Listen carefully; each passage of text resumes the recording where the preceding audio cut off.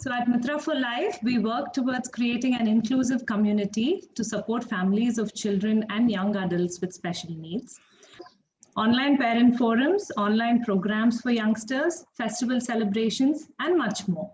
Do join our community and be a part of it.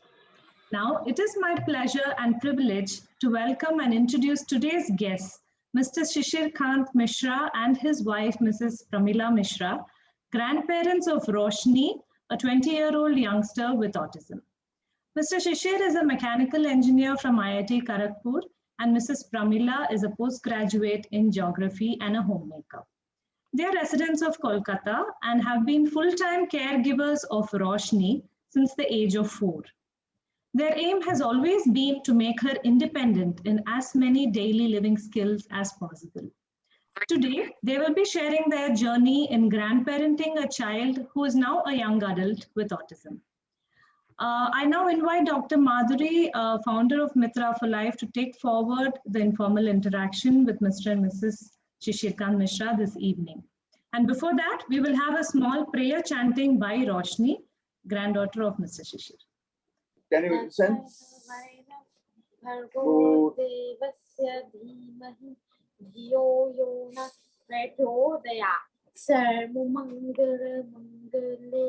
Shive Sarvasiddha Sadhike Shane Trambake Gauri Narayane Namosate Saraswati Mahabhage Vidde Kamalotane Visharube Vishalakshi Vidyambe Namosate Guru Brahma Guru Vishnu Guru Deva Maheshwara Guru Sakshat Param Brahma Tasmai Shri Guruve Namah Asatoma Savitame Tamsuma Jyote Game Mitu Amitam Trame Om Shanti Shanti Tameva Mata Japita Tomeva Tomeva Bandhu Tasakha Tomeva Tomeva Vidya Dravinam Tomeva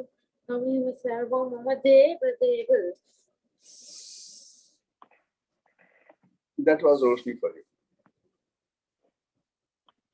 How beautiful. Thank you so much. Thank you. Thank Roshni on our behalf. So good evening, everybody. Welcome to today's our tea time conversation with this very, very inspiring couple whom we just started interacting with about a week ago. Something Sir said in our last meeting, just as, a couple of sentences he said really inspired us. And we said, we definitely wanted to hear their story. And I think I want to set some context here before we get into the conversation with Sir and Ma'am, that we see this issue a lot today in families in India, that though typically the parent chai, wow, she's getting chai, lovely. Roshni, what about chai for all of us? Thank you, Roshni. How lovely. Yes, so what I was saying was, in this day and age when we're seeing a lot of rift between families, that is between the parents of a special child and the grandparents, we are seeing that though we live in a society where all of us look up to our parents for approval on anything we do, even as adults, whether it's, taking a job or marriage or any, family issues, we always look up to our parents and we hope they support us all the time. But we see that when there is a child who is diagnosed with autism or with any type of special need, that this invariably ends up being a difficult equation between the parent and the grandparent.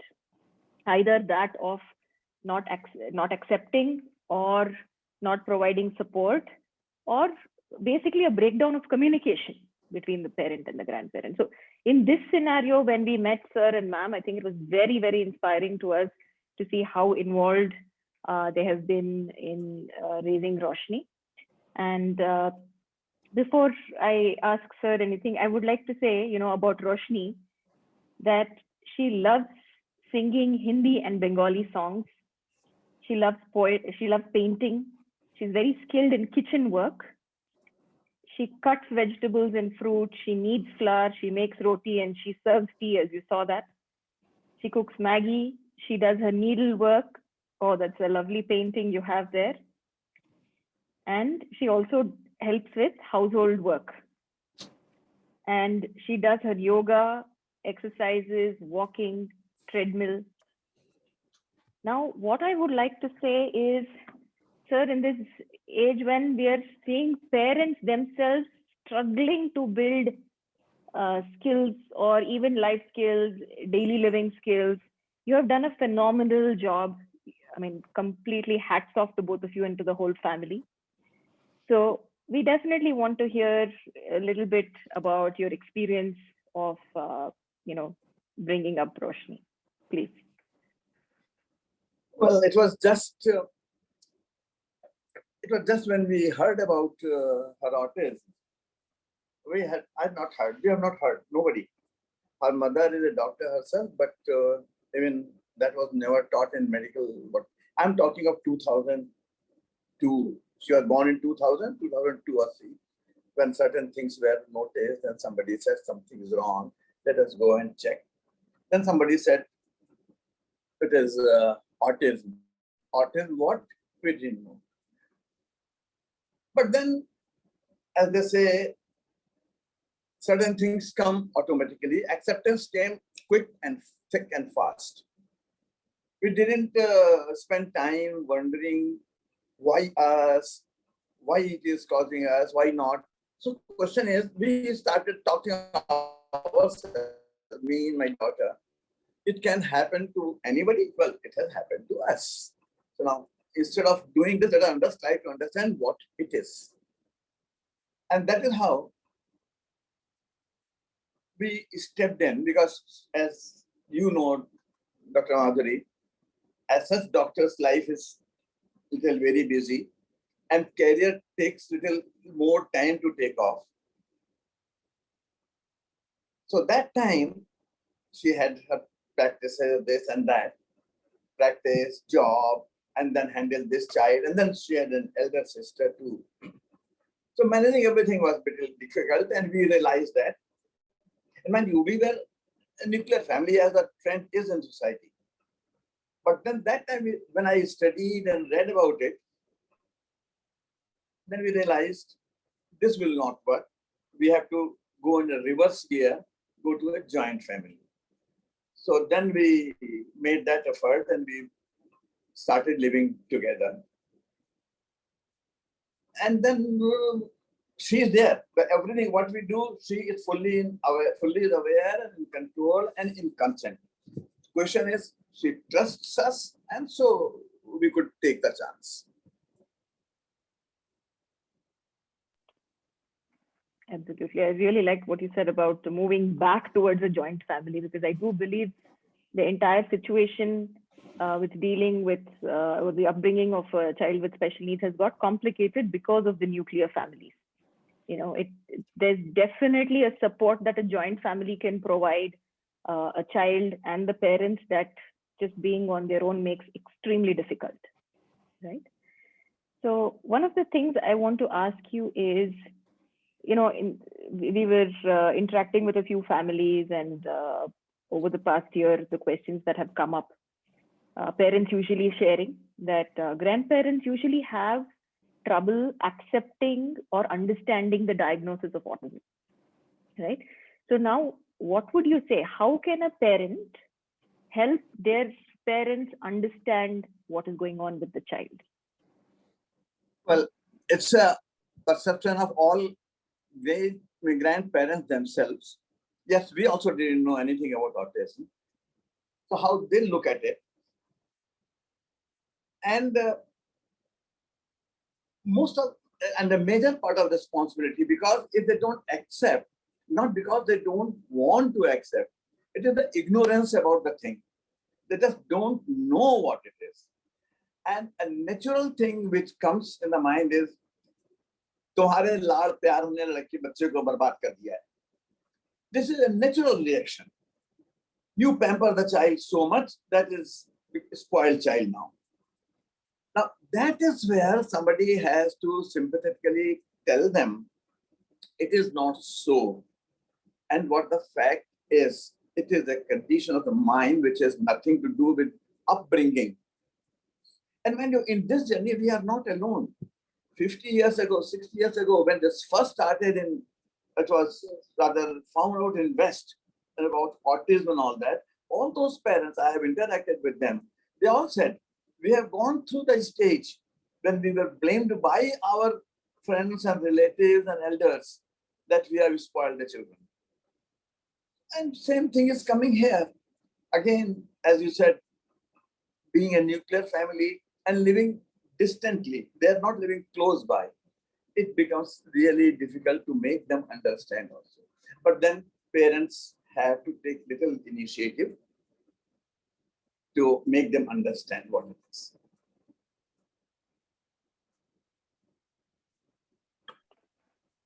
Yes, absolutely. And I would like grandparents can only come in with the confidence that their actions will be appreciated by the parents also. So there has to be a total confidence between parents and parents. Then only something can be done. That trust has to be there. That trust has to be there. And mind you, here in our case, I would say things have been little easy in the sense, it was my daughter. We were living in the same city. Now, when you have, suppose it is on the sun side, your daughter-in-law comes, then clash as it is different from different family and all that one. It becomes very, very difficult really. And apprehension is on both sides. I will not say there's one, both sides. Grandparents think if I say anything, what she will say. She thinks if I ask them to do, can I ask them to do this? So that trust is to be created, that bridge is to be built. Be it daughter or daughter-in-law, trust has to be there first. Absolutely. And I think the communication, it has to work both ways, the communication, the trust. But all the time channels have to be open. Then only something can be done.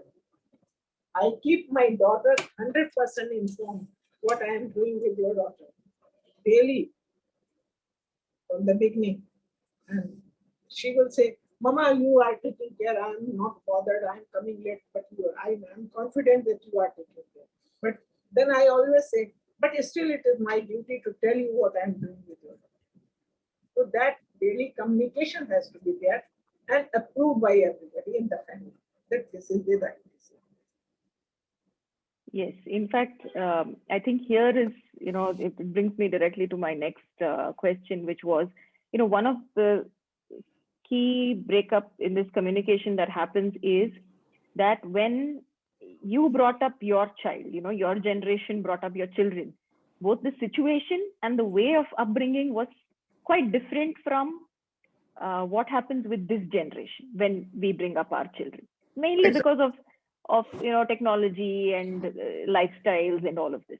And this is where there's also another rift. We usually hear grandparents saying, in our day we were much stricter, if the child is hyperactive, you just be more strict with him, discipline him, and then he'll become okay. What is all this autism and all that, right?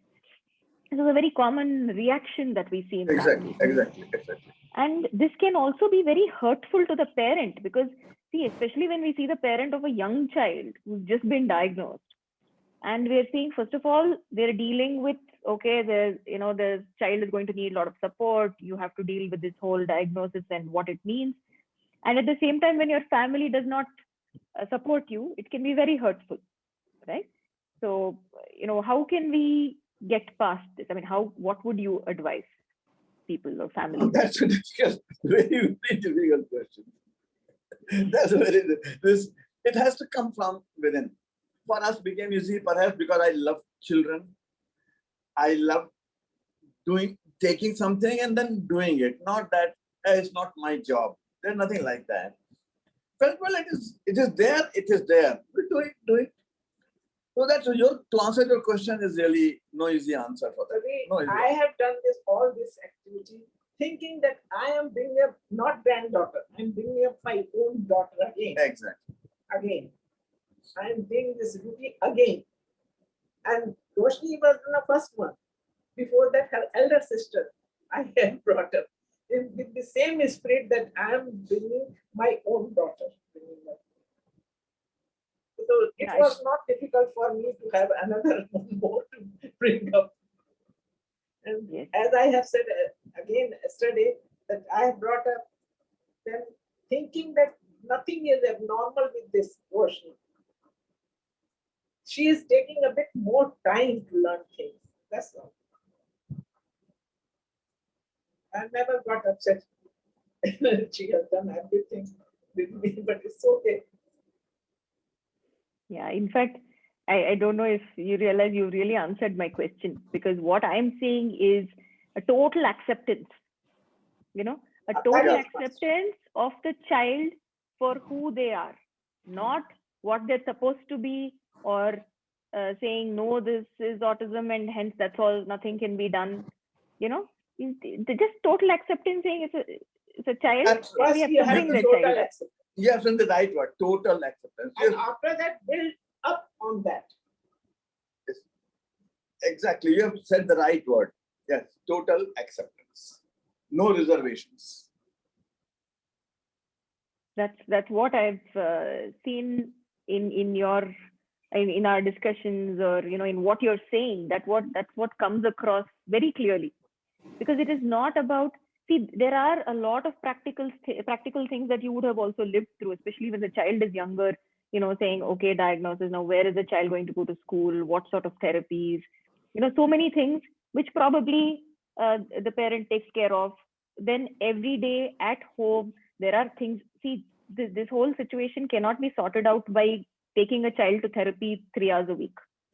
What happens at home 18 hours a day, 24 hours a day is key to supporting the child. And that's where I see you have really supported her. Exactly. I tell you, I will add to that. Therapist works for 1 hour or 2 hours. Suppose we are sending a child to the center where it spends another 2-3 hours. So out of 24 hours, these are 4 hours, 5 hours. The rest 18-19 hours, the child is with us at home. If we don't take care and don't work on the child, work with the child, and don't support the child, then all the work of therapists will not result so well. It has to be. Now I narrate to what happened with Roshni.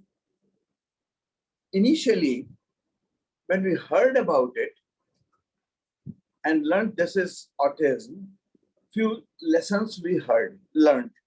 Number one, we have to be in control. Number two, child has to be compliant. Child has to remain happy all the time. Child must feel safe in our company, and child must feel competent. Our children, they lack confidence. And so every moment their confidence has to be built up. It may look exaggeration, but it is not. In the whole day, 24 hours, at least 1,000 times we keep on telling Roshni, and not exaggeration. Roshni, you are good. You are wonderful. We are proud of you. You are the best. Clap, clap, clap, clap. Super. You are beautiful. All that, keep on chanting over and over and over and over again. Brings the confidence level. And she feels safe. I'm being appreciated. Yeah, that's so beautiful, because I think, if, like you said, it should become like a mantra where, you're chanting the whole day saying that the child is good and is progressing and is doing well. Because otherwise, if there are arguments within the family, all that is going into the child's ears is the child is not doing well, there is no progress. Exactly. You're right. Absolutely right. They hear everything and they understand everything. So it's better that they listen to nice things only, right things only, and good things only. And also definitely the harmony around them in the family. It is not only about hearing and understanding. It is also about a feeling they get from members of the family around. Because if we know that, even if family members are arguing or there is a constant rift between parent and grandparent, then definitely the child is going to be more moody. There are going to be more tantrum issues, than otherwise. If there is harmony, that can be a calming effect on the child, definitely. In this, I'll add, it comes that people say and suggest, don't speak in front of the child has autism. Yes, it's a debatable issue. Many people have different opinions. We didn't hesitate talking and telling. Whenever we had participated in any discussion and Roshni has spoken, she does the sight reading. So she can read about a page or two. And always, I have autism. I don't know what it is. But then autism, whenever we say she has autism, it is not in anything derogatory and all that, but it is, well, she's different. She's different. And everybody who comes in contact for the first time, and if Roshni is around, we say Roshni has autism. That creates a situation, nobody raises the eyebrows. We take her to park. Now I'm digressing a bit. We take her to park. Many people come. Roshni, as usual, keeps on verbalizing, talking to herself and all that one, making words and maybe flapping hands and maybe doing anything. Very, as in the typical word we call weird reactions. And when somebody in the park, a stranger, looks like that, what? So that is okay. We don't feel offended either. So what we do is, I go to the person proactively and say, you saw that girl was doing like that? Oh, no, it's okay. She must be like, no. I tell you, she has autism. 99% people say, what? Autism, what? Because they don't know. And once anybody knows it, then I have seen it, my experience, everybody is very, very caring. Once they know the child has autism, then everybody is very caring. And nobody, there is an issues and objections and all that. So beautifully, you've already answered my next question, because that was exactly what I was coming to saying. How do we make, how do you deal with neighbors and family, friends, or, somebody distant you meet out, like you said, in the park? I think you answered that so beautifully. See, usually our reaction when we have somebody who, finds this behavior strange or something like that, is we shy away. We are first embarrassed as adults, isn't it? Whether it's a parent or a grandparent, we first feel, oh, what is this person thinking?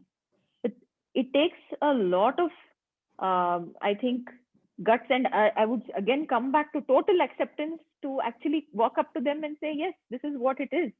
And that is so beautiful. And ma'am, if I may ask your experience with this, because I know a lot of grandparents are also in the audience.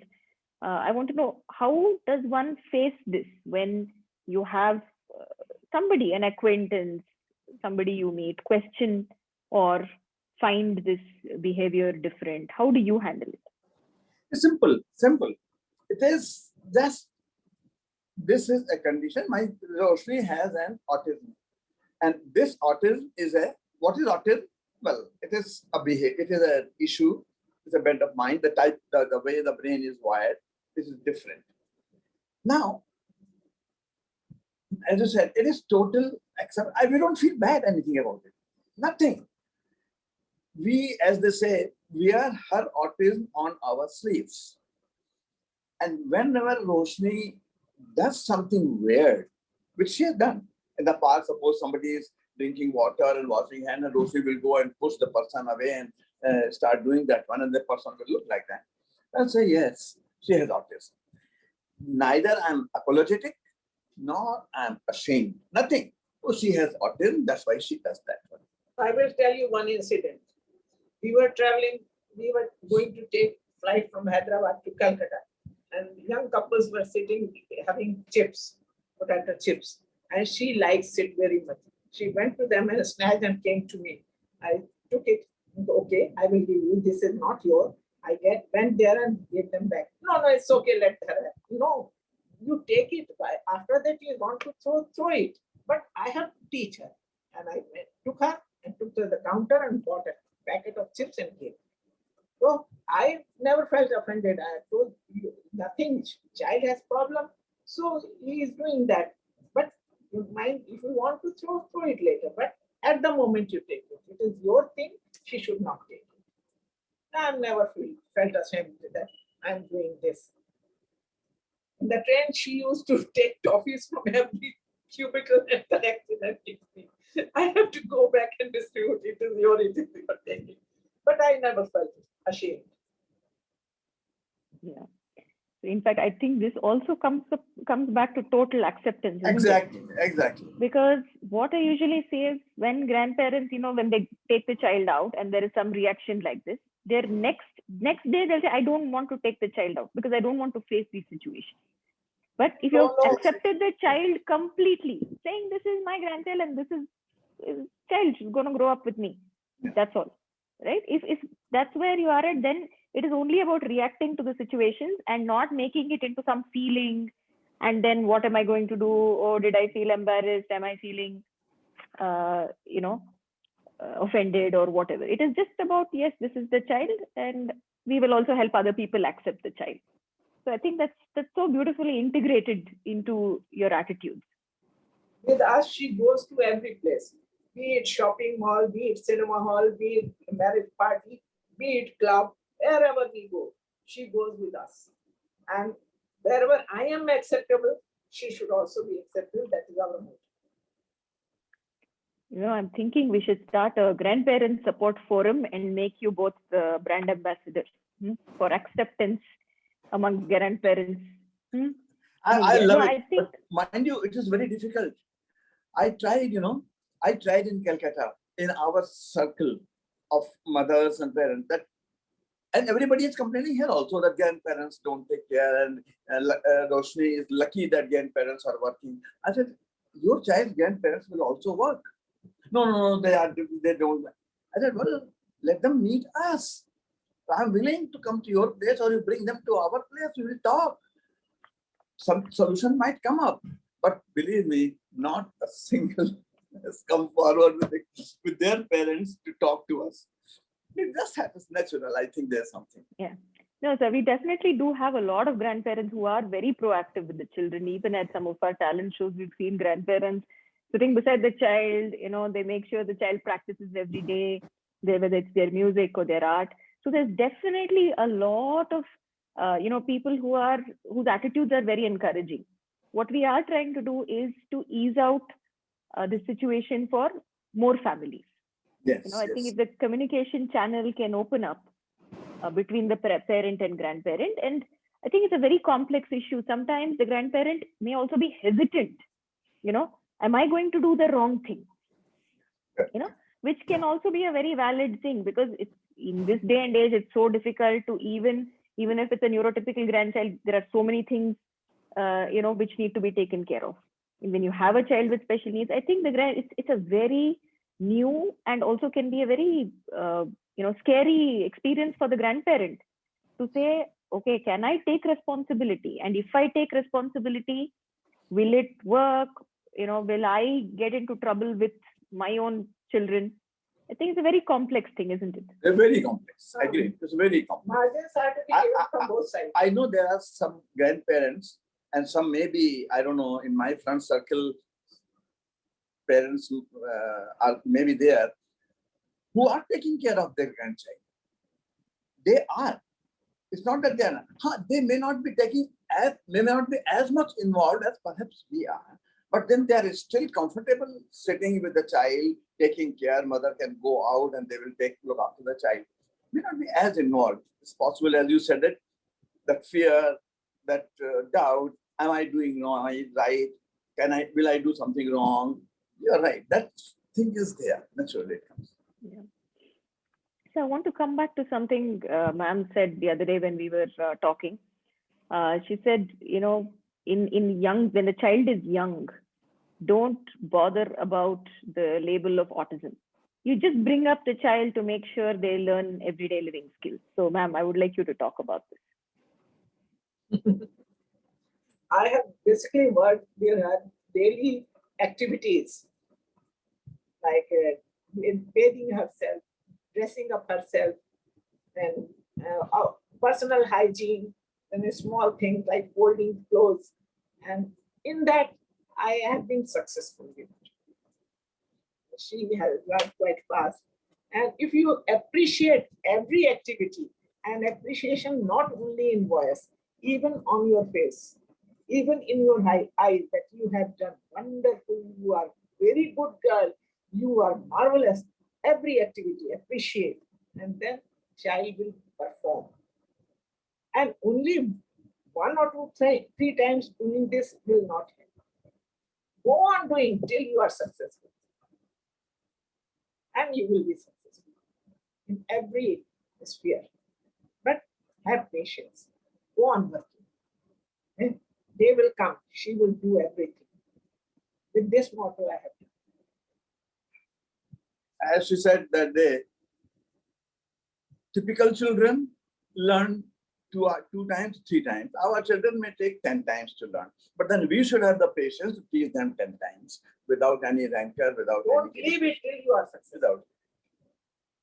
And certain things, knowing this, one thing is a taboo to talk, but I will still take the risk of talking that.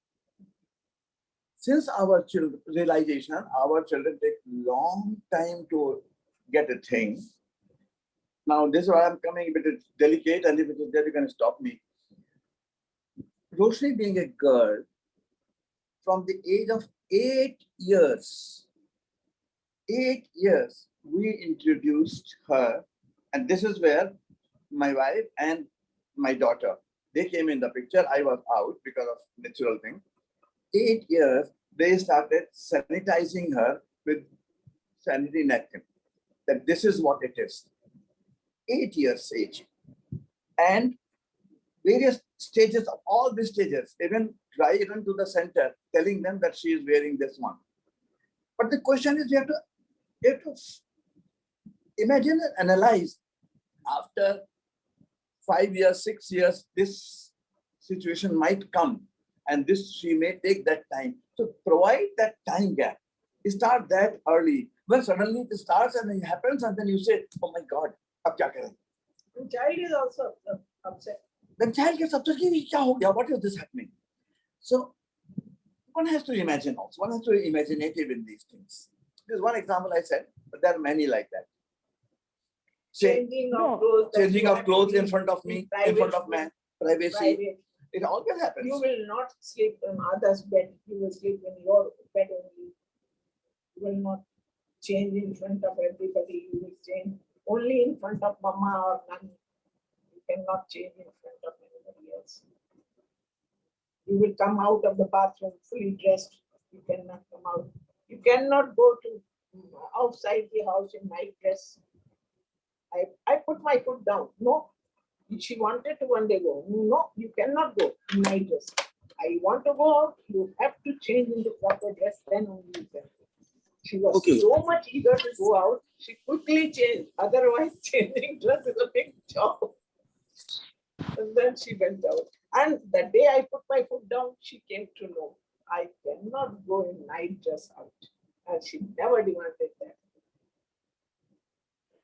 They understand. You have any child, for that even normal child, you have to put the limits. You can play under this limit, not beyond this limit. And child feels safe to work in that limit. I want to tell people in the audience, when they're talking, it's giving me goosebumps, because let me start with this. In India, even today, sitting with a lot of fathers in the group, it's still very difficult to talk about menstruation and teaching this to even a neurotypical child.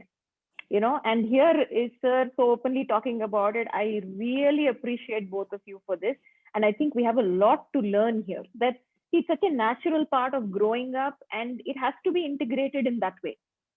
Not only girl child, I will tell you for boy child also, certain limits are to be placed. If your child boy is 5, 6 years, mothers normally make her sleep with him. But that is not right. Imagine the boy becomes 14, 15, he has hormonal development. Then will you like the boy to search you? No. So always put the boy child also on a separate bed. We have made Roshni sleep alone from the age of 5 years. Although room is open, I am keeping watch from my room that what is she doing, or is she sleeping or not sleeping. But nobody else will sleep with her, not her mother, not me. She will sleep alone. So finally, that habit has to be developed. So with boy child also, you have to take care. Absolutely. In fact, this is something we constantly discuss in our meetings, that, it's never too early to start making the child independent. Never too early. Like ma'am said, 5 years, child sleep on their own. We still work with families where 14, 16, the child is still sleeping with the parents. I always tell them. A 13-year-old is still being given a bath. So I think what I wanted to mention here was, I think this is so beautifully come together. There is one conflict that has been sort of solved here, because usually we see when a parent, especially both parents are working, then they have this issue that it is more important for me to quickly get the child ready than to get them independent. Independence baad mein dekh lete hain. Today, because I have to rush to work, I don't have the time to make my child independent. Let me give them a bath, let me get them ready, and then we'll see. And this we'll see, sort of a reaction, the child is already 12, 13, 15, and the time is gone, isn't it? And this is where a grandparent, I think that patience and just every day doing something for right from the beginning makes a huge difference. And I just want to say something before I come to you, sir, and ma'am, to the audience. I know a lot of parents start reacting saying, oh, I wish I had this support from my parents. I don't. Please don't focus on that. Focus on what we can take away from here. I mean, what is being said here is beautiful in so many ways. There's a learning which I was just going to say, I'm very surprised nobody has given you both an honorary doctorate till now, because you already have a double PhDs in upbringing of a child with autism. Textbooks can be written on this, and it cannot beat practical experience.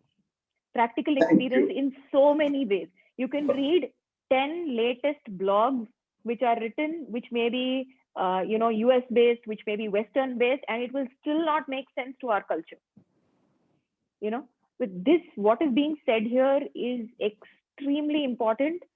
And please, parents, you can please go ahead and type in the chat box, and we'll take some comments later. But please feel free, because I know our team, we've worked with so many families over the past few years, and what is going on here is simply amazingly inspiring.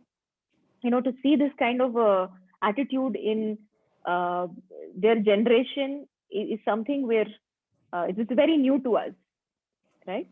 Yes, sir. Big fan. You know that the fan club has started for you both. So yes, let me come to my next question. So how did you deal with the other issues that come with teenage? It could be moods, aggression, behaviors. How did you deal with this? Like any grandparent, or for other any parent, we are no exceptions. When the child hits you, your first immediate reaction is to hit back. It happens. And all parents, if they are honest, they will say, yes, they have hit their child. Well, I have also done. She has also done. When she was small. Small means 6, 7 years. But then we started doing a mantra to ourselves. Every day, chant mantra. The child is not a problem. The child has a problem. The child is not a problem. Child has a problem. and slowly it sunk in us. And then when the child reacted, we just took it as pinching, biting, hitting. Sometimes hitting has been very hard, but then it is not the child who is doing that. It is her autism which is making her do that. So then things became very, very, very easy. We have to psych ourselves into that. The child is not a problem. Child has a problem. And this helped a lot. And of course, all those behavior modifications were side by side going on. They were there. And now she is not very, still does. Even say, for example, I will just now, little before this, for this particular program, we wanted her to wear a particular dress. Now her schedule is, in the morning after taking bath, she chooses her own dress.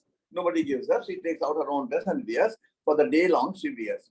Changing a dress with a problem with her. Unless there is something very important, as you said, she wants to go out to a restaurant, then of course she will change. But sitting here and talking, only living in the home, changing the dress makes no sense to her. Somehow we managed today that she should change it. But we did it little early.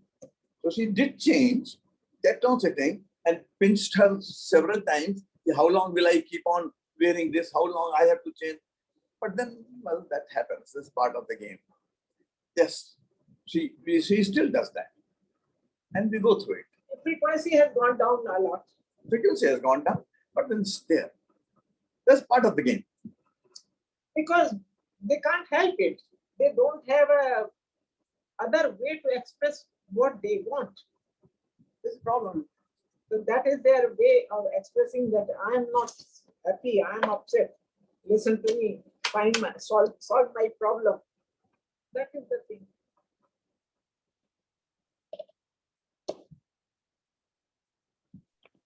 Yeah. Can't. Listening to, now I'm sorry, I was now you said it. Yeah. So listening to what you were saying, sir, about it's all a part of the game. I think it comes back to total acceptance. If you, it's speaking the one language that our entire country understands, that is of cricket. If you accept that you're playing a long-term difficult game, then when you are batting, those balls are going to come at you from all, in all directions and in all types of speeds.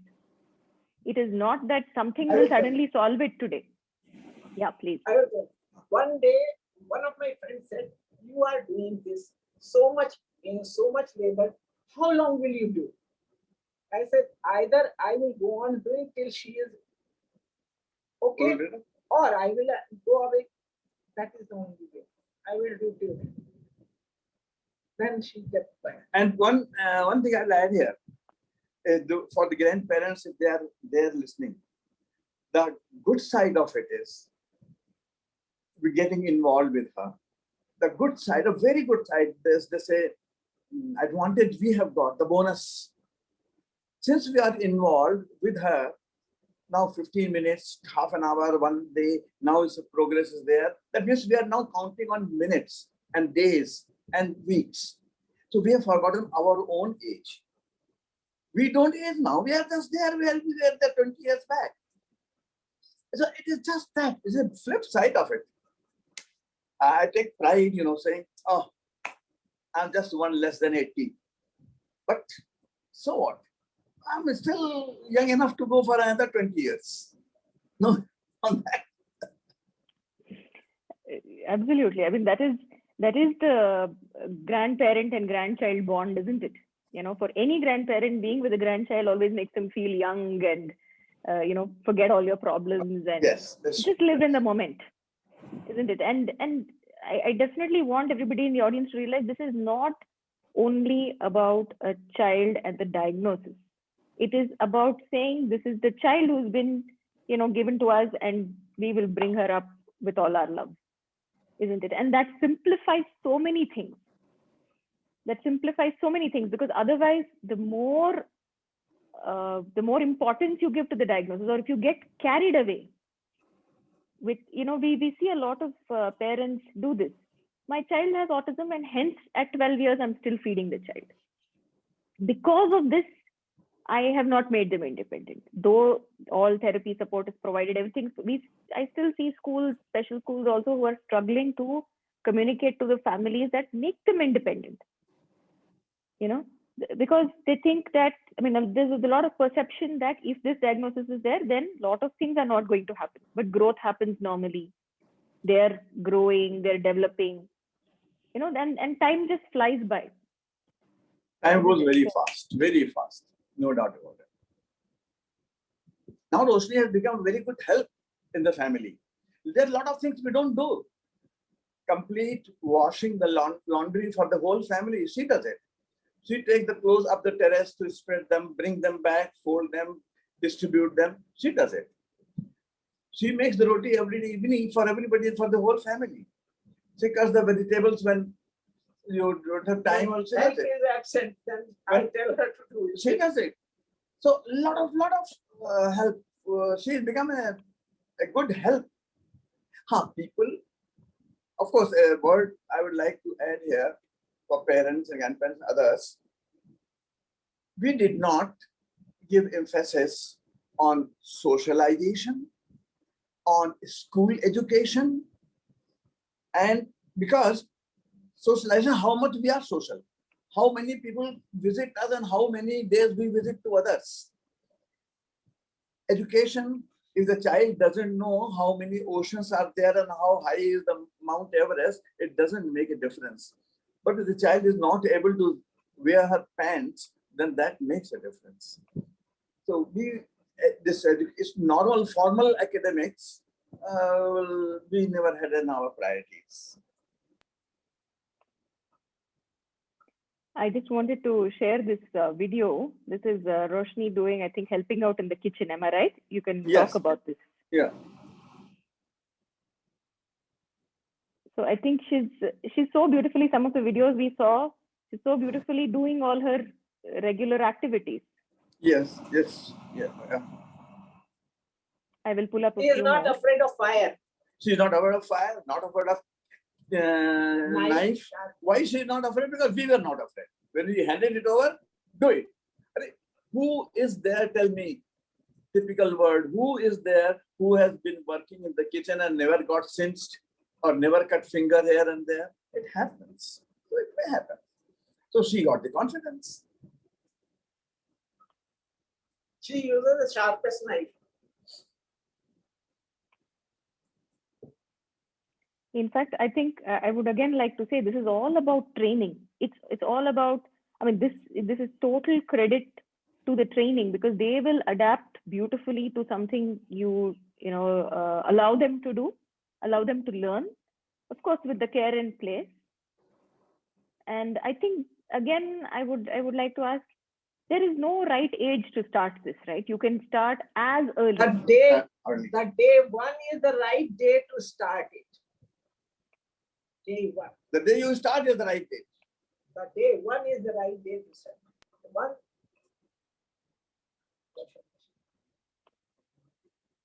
I think this is her loading the washing machine, if I'm right. Yes. Yeah. Putting clothes in the washing machine. I found this amazing because we think, sometimes with children with autism, with youngsters, we only focus on a very special skill they're supposed to have, some talent and all that. These are such basic things, and they can be so good at it. And again, it's to do with the training. So let me ask, ma'am, how many years do you think it would have, taken you to reach this stage with her? 20 years.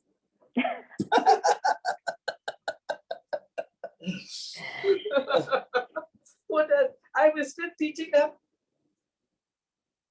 But one thing a personal needs she cannot fulfill. She has a very long hair, much below her waist. I can't say. It is almost to her thigh, and very thick. So she cannot manage her hair, and she is very proud of her hair. So yes, shampoo, oiling, and making place. Everything is my job. and she needs it twice a day. And I have to do it with my frozen shoulder. That is the biggest job I do. Yeah, that all I'm seeing is total devotion to the child. You know, you really. She is very proud of. Yes, yes. I don't know about everybody in the audience. I think you really brought all tears to my eyes, because all I see is somebody who's just devoted to the child. You know, we talk so much about spirituality in our country, and we talk about, as you know, you age, devotion must come to God.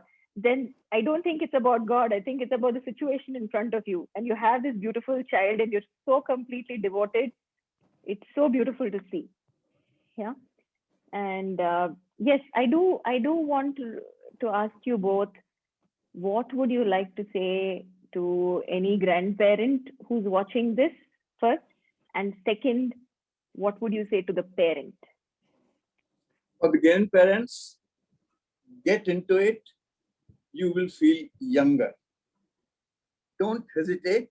Get into it. You have been successful in your life. You will be successful here also. Maybe a strange thing, but when you started your career, everything was new. This may be new, but you will succeed. Have that confidence. And for parents, set your priorities right first. As you said it, your priorities, you have to set it. Every parent has targets, different targets. So you set it right. What you want 20 years later, you start today. And feel proud. Always make the child feel happy and wanted, competent, comfortable, safe. Yeah. In fact, I think one point you brought up, sir, was this conflict the parent has between, and we have seen this with a lot of families. They have their responsibilities. One is, you know, all the therapies, the support, but also the whether it's a career or it's looking at a long-term financial stability for the family. All this is on the parent, you know, and this is where again what we see is the parents are so focused, like they forget that the child just has to be loved sometimes, because all the time it is about therapy. You know, did we do that? Did we do this? Did the child achieve this? And we literally have to work with parents nowadays saying, at least for some time during the weekend, forget all your therapies and just spend time with the child, just being, just loving, do whatever just love activities. The child. Yeah, love the child. You know, and this equation, if it's there with the grandparents, it eases out so many things.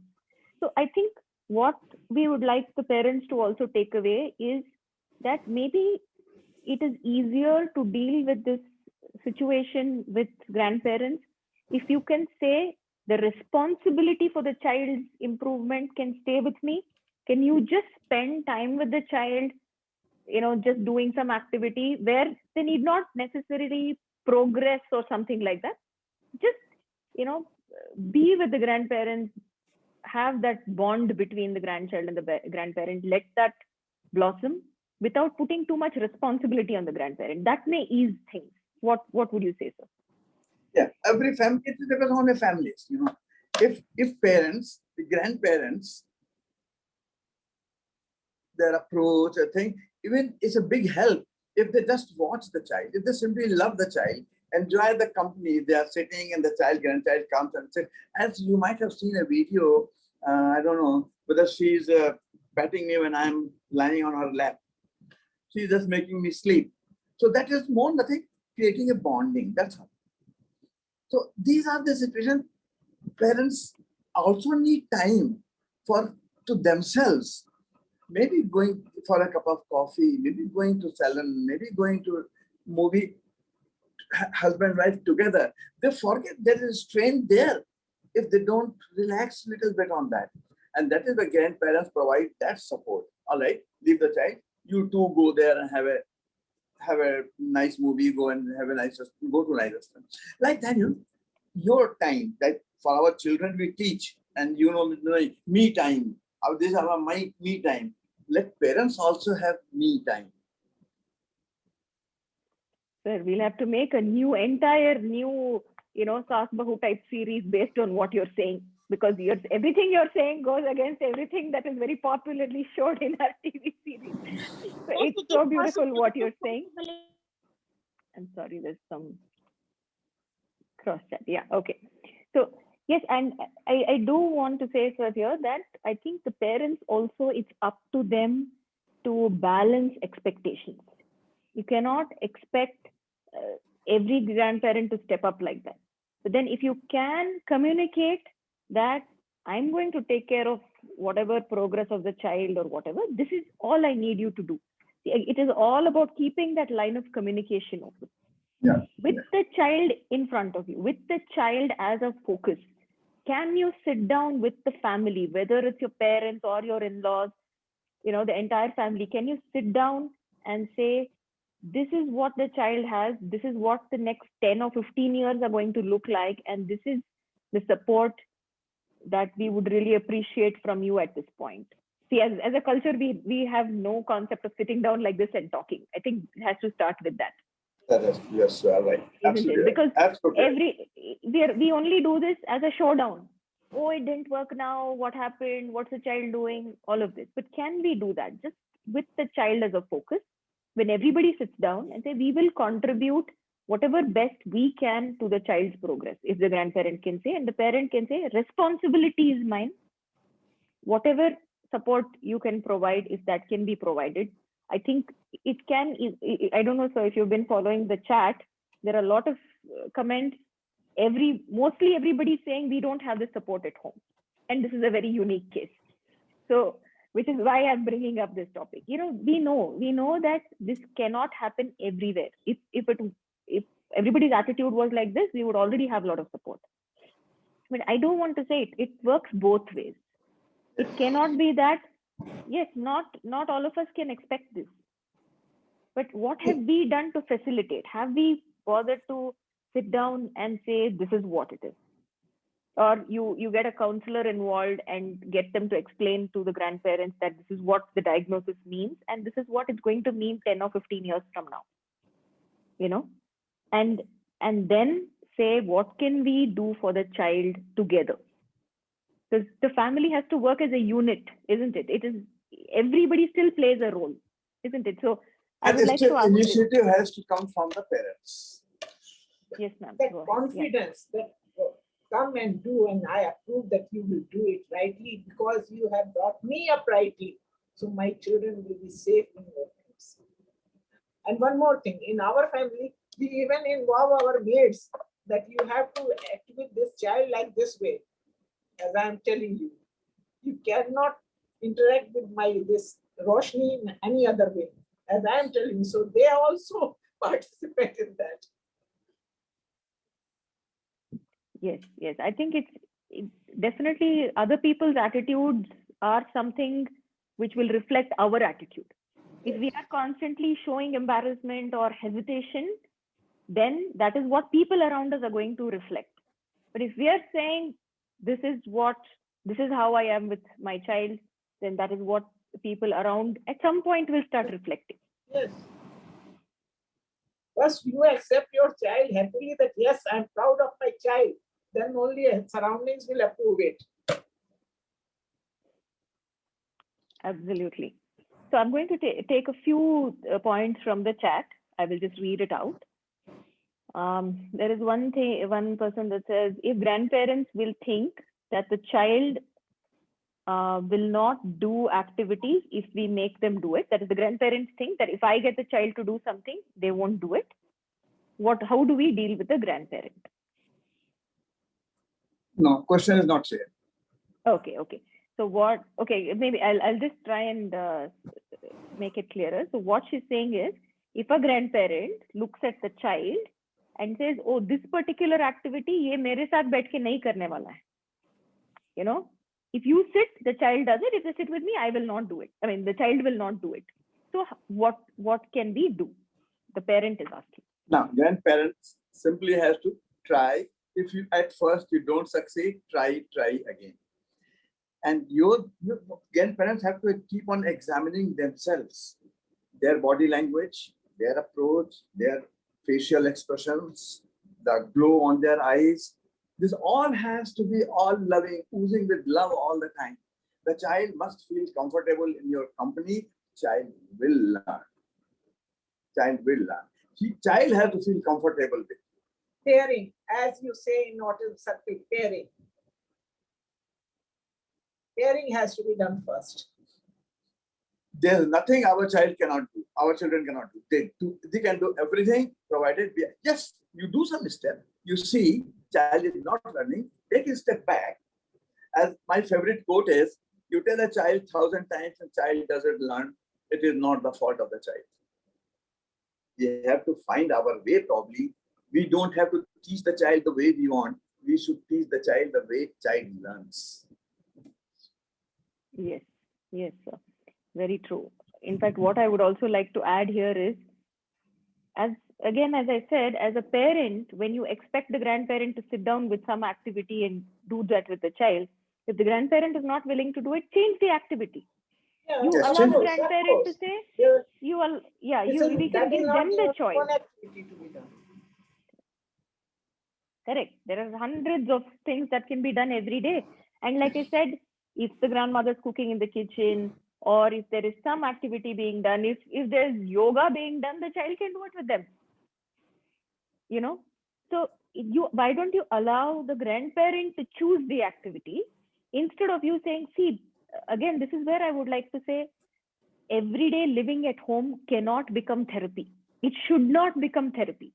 That is, the therapist has given me an activity and this is my whole time spent with the child. Otherwise, the child is with devices. That is not the upbringing of a child. So it is going to be a great advantage if the grandparent is around and you allow them to pick the activity. You're listening to music, let the child listen to music with you. You're listening to some bhajan, let the child dance. You know, so I think that has to work both ways. We cannot be rigid. As parents, we are also highly rigid in our ideas that, oh, no, this is what must be done. So if we can start saying that, yes, whatever it is that you do with the child will still learn and progress. So yes, there is one point. If the grandparents are in a disappointed mood and keep asking something like, when will he talk or when will he do something, you know, then does this mean they have accepted the child or not? When they have not accepted the child. 20 years I am waiting for her to talk. You are waiting 20 years. So that's not. Yeah. No. When this will be cured, when child will do this, you cannot say. Nobody can say. Keep on working. Gita ka shlok.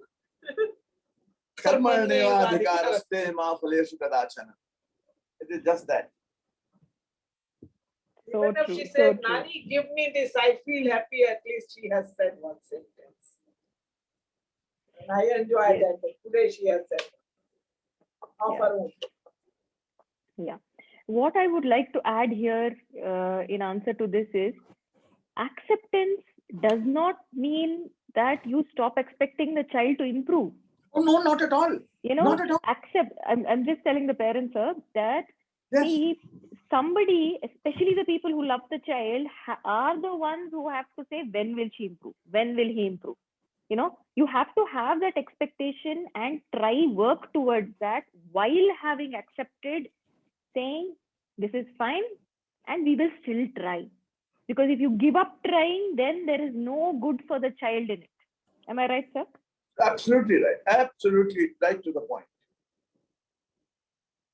So these are 2 points which should not be confused. Acceptance does not mean, okay, fine. 7-year-old, you say, okay, this child will never speak. Fine. That is acceptance. That is giving up.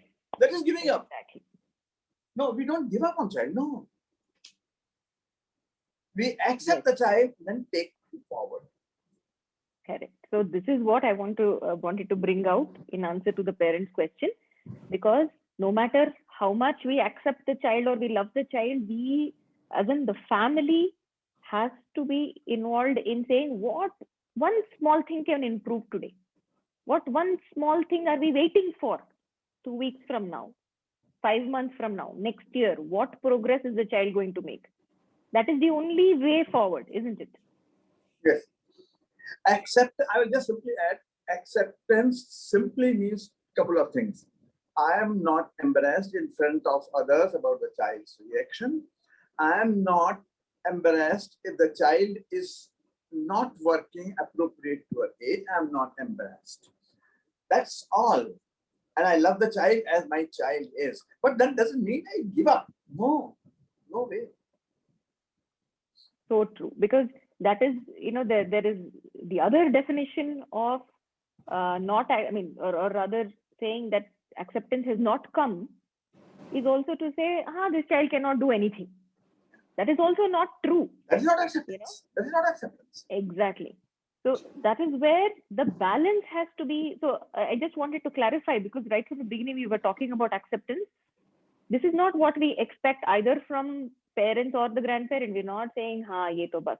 Like sir said, that is giving up. Acceptance, so beautifully, sir has explained it for this situation, I think. And it's a very, very, very difficult, balanced line to walk. As I think both of you have walked for 20 years, and I know a lot of families do, that line between acceptance and pushing the child just enough every day. Yeah, so I'm going to take the next, I'm just looking at the chat box. When you look that, I just add, I don't know how many of your audience knows Hindi and all that. One thing is, कौन कहता है आसमां में छेद नहीं हो सकता? कौन कहता है आसमां में छेद नहीं हो सकता? एक पत्थर तो शिद्दत से उछालो यारो. And if we translate, who says there can't be you can't make a hole in the sky? They have a determination, throw at least one stone towards the sky and see.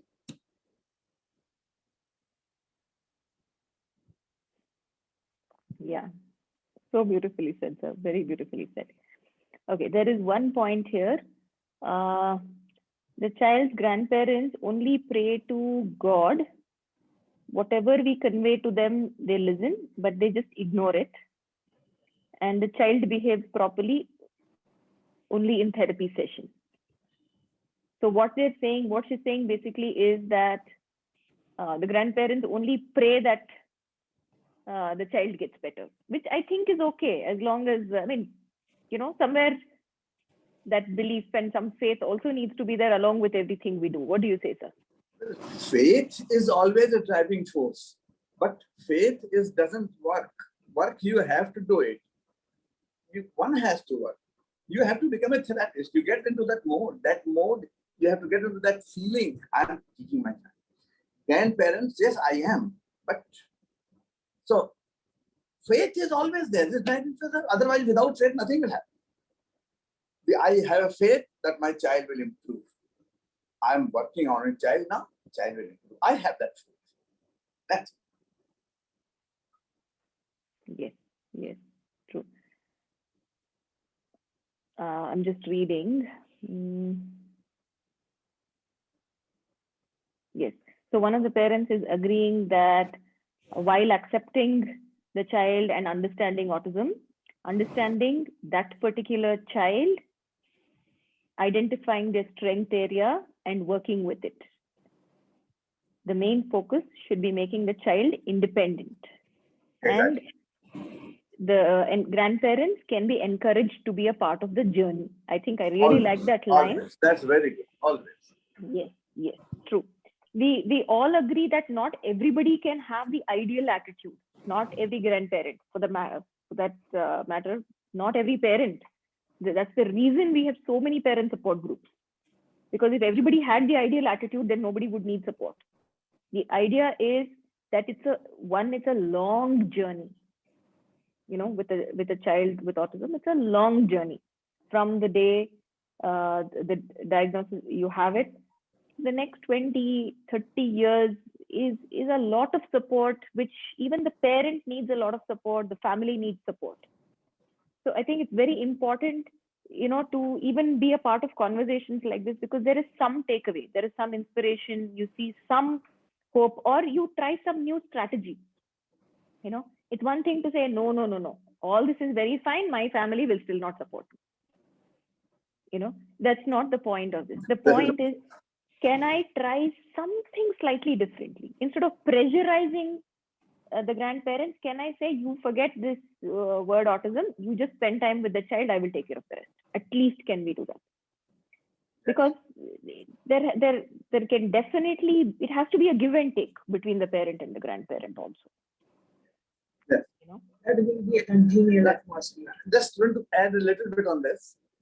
As I mentioned, it was at 60 when I started this journey on autism. I believe autism is not a sprint, 100-meter sprint. It is a marathon. So our target has to be like that. I didn't know anything about autism. So I attended as many workshops were conducted in Kolkata, whether it is by Mary Barua, or it is by Zani Basu, or it is by Smita Avasti, or it is XYZ, whosoever. I attended almost all workshops. There was some takeaway from somewhere. True, with the growing age, it happens, my ability to absorb everything is reduced, but then still there was takeaways. And that is how now if somebody would have asked me, you read these books and do it, I would not have been able to do that. Reading books nowadays is difficult for a longer time. But keep alert, keep on interacting with parents. Learning from, I still learn from parents. Young parents, I have learned a lot, many things. When see them, talking to them, I learned a lot of things. They are really my teachers. Yes, so true. Okay, there are, if there are any more questions in the chat, I will just look at it.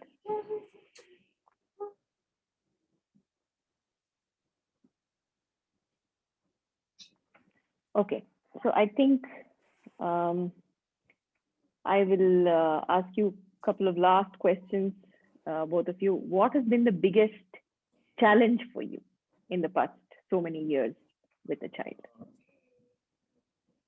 Nothing has been biggest challenge. No, it's a task. It's a job. Some takes little time. Some takes little longer time. Nothing. Say today, as I say, till today, she is not able to converse like we do. She is still not comfortable with counting money. She knows money.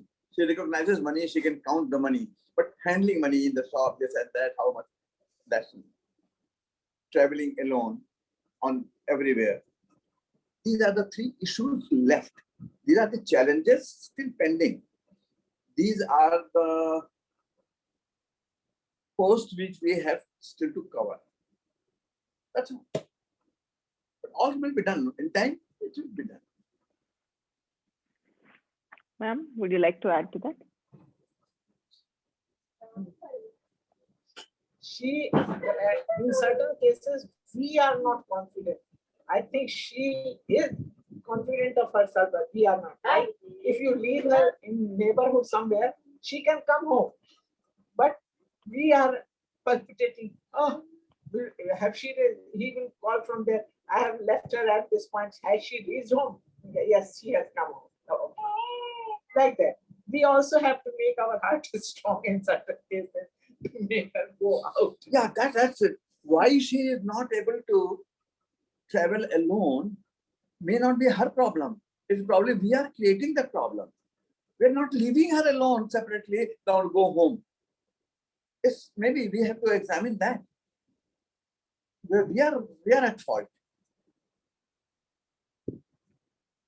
Yeah. So what you're so beautifully saying today is all these issues that we work on, acceptance, inclusion, advocacy. You're talking about all these issues in everyday living, and how we analyze ourselves. Today our action was correct or not in the particular situation. We have done otherwise. And my last question to you will be, I think you said this already, but I want to ask you again. One, how can you, I want you to say some encouraging words to grandparents, whatever, proactive they can, however proactive they can be to be that. And the second thing, what has been your most rewarding thing with this relationship with your grandchild? Aha, that's something, yeah. Rewards. Well, working with my own child and my child's success is my reward. The child achieves something, that is my reward. And what was the first question? What was your first? How can you encourage? You say some encouraging words to grandparents. Yeah, to be proactive. Just do it. You will love it. You will gain years. You will add years to your life. You will add good health to your life. You will not grow old. You will grow younger. Yes, ma'am, would you like to add to that? Yeah. Yeah. So the same questions to you, ma'am. What advice would you give to even grandmothers, and how can they be more proactive? And what has been your most rewarding or your greatest reward? So many rewarding moments, I can't count them. When she comes and kisses me and she does everything, something correctly, then I dance and say, oh, I have been able to do this. So many rewarding moments, because I love to enjoy if your child is doing some small thing, enjoy it and show it that you have done wonderful, and you will learn enjoying it. It is not that your child passes IES exam, then only you can enjoy. If you in the childhood, when child walked first time, mother enjoyed that my child walked today. Same way, enjoy every smallest success of the child, and that will make you happy. Child will be happy, that is another thing, but it will make you also happy that look, I have been able to get this much from my child. Every moment. I can't count how many enjoyable moments I have experienced. And shared with me. Yeah, I think something so beautiful about it being a second parenthood without all the, some of the complications. Second parenthood. Right, very rightly said, very rightly. Yeah. And the first parenthood always is bogged down by a lot of responsibilities and other things that need to be done in that age, and a lot of that life which has to be lived. So I think in grandparenting, any child, the rewards are very different. And that bond itself for the child and for the grandparent, I think is very rewarding both ways. So we're so happy to have had this discussion with both of you today. I cannot tell you how inspiring it's been. We'll definitely make sure that the recording is available for more audience to see. We want a lot of parents, a lot of families to be inspired by this. I would love to have a follow-up session for grandparents where we have it as an open discussion where people can also express. Sometimes the grandparent, I think, just needs some space away from their own child without being judged to also talk about things. So it would be brilliant to actually have a grandparent support forum. Let's try and kick that off, even if it's a few families who join, where we are talking independent of the parent, not being judged, everybody sharing, their own thoughts and being inspired and guided. If sir and ma'am would be willing to spend a session with us, that would be really nice. Thank you, Dr. Madhuri. One thing I will just add through you, convey to all the parents, we are available all the time. If at any time, any parent or grandparents just wants to have a word, we are just a call away. So lovely, so lovely. In fact, I would say, this is where the focus comes back to families, the role that families can play instead of running behind this therapy or running behind, you know, that solution, you just at home create a beautiful, loving atmosphere for the child, and so many things become easier and better for the child. So thank you both so much for being with us today. It's been so lovely. And, you know, the day we start giving out honorary PhDs, we'll definitely give it to you first. So, Dr. Wonderful. This has been very nice to be with you all. And your team is really hardworking, really good job. And well, we are always available. Definitely. We will Very take you nice. up on that, sir. We will definitely take you up on that and make sure we put out a couple of more programs where more people can, you know, discuss openly their feelings also. Yes, thank you so much. Samyukta, I'll just leave it to you to just close the session with a quick thank you note. Thank you. Yeah, I mean, as Dr. Madhuri said, everything that you said gave all of us goosebumps. I'm sure everyone in the audience would agree.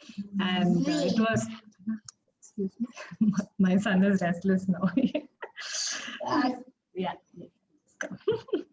Yeah, so thank you so much, sir. It's really been great. And like Dr. Madhuri said, we hope to have more sessions with you and have your wisdom, more of your wisdom shared with us. Thank you so much. Thank you, Dr. Thank you. Thank you, everybody. Thank you, everybody. Thank you. Namaste. Thank you, everybody, for being with us this evening.